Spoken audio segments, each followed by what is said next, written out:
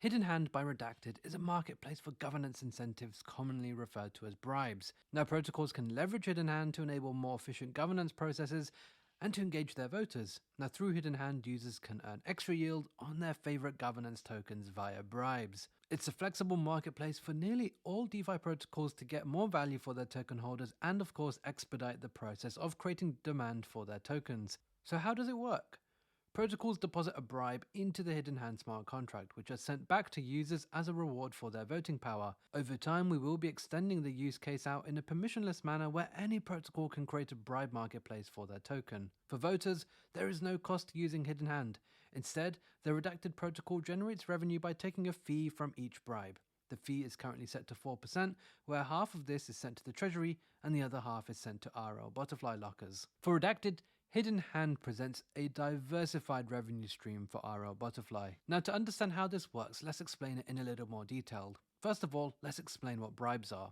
Now, bribes are essentially a reward offered by a protocol to token holders in return for their voting power. Now, Hidden Hand currently supports two types of bribes: range bribes and limit bribes. Range bribes are a new feature that will allow bribers to set a specific reward rate per vote, and this enables better control over bribe spending and ensuring voters know their potential rewards beforehand, and this improves efficiency for both parties. Range bribes also allow bribers to set a reward rate over multiple rounds. Now, to use range bribes, find the Add Incentive button on the Hidden Hand interface. Under Advanced Options, you'll find there is an option to set a range for your bribe. The second type is known as limit bribes, which are also known as fill or kill orders, and these enable bribers to set a maximum amount of tokens per vote, and this allows partial fills and refunds if deposited bribes aren't fully utilized, and this provides better cost control and fairness in reward distribution. Now, to use limit bribes, find the Add Incentive button on the Hidden Hand interface.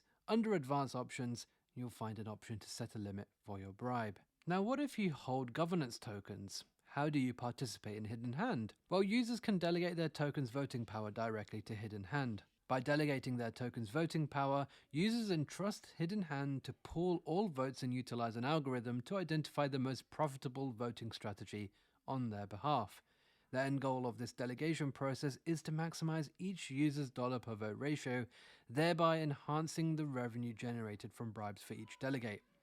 Once each epoch concludes, users can claim their rewards as normal.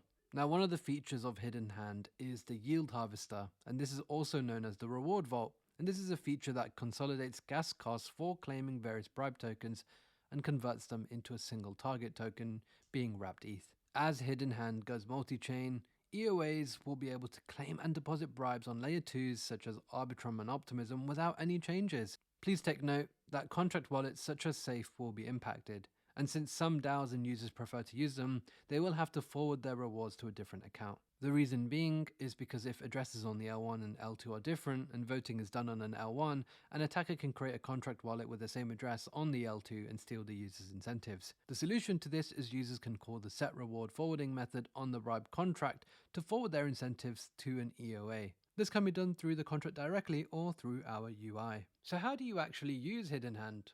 Like we mentioned, there are two main parties, the voters and the bribers. If you're a protocol or a DAO and you want to bribe for certain votes, what you need to do is first of all select the market. Let's say, for example, we want to bribe for Prisma. We click on the market, select the gauge that we want, and then add the incentives directly there. You can select the parameters, including the reward token, the reward amount, the number of rounds, and the max tokens per vote, and you can click deposit. Now, if you're on the other side and you're a VE token holder, you can actually distribute out your voting power and earn for doing so. Again, just like before, we're going to select the market. So we're going to assume that you hold some VE Prisma here. Once you're on this page, you first need to select the gauge, and you can base this on the rewards or the number of votes, as well as the efficiency. And you can simply click vote over here. In doing so, you'll delegate your VE Prisma for its voting power, and you'll be able to earn those juicy bribes. So the important question that you might have now, how do you claim those rewards? Well, if you go to the top left corner, you'll be able to see the reward tab, and over here you'll be able to see and claim all of your rewards. Once a protocol's voting epoch concludes, rewards, also known as bribes, are typically distributed within a day. This delay is due to a built-in security feature, a 3-hour time lock on the reward distributor. If you've opted to use a yield harvester, there's an additional 3-hour time lock totaling to at least 6 hours before you receive your rewards. So that's essentially Hidden Hand. We hope that you enjoyed this video, and we hope that you learned how to use the Hidden Hand protocol.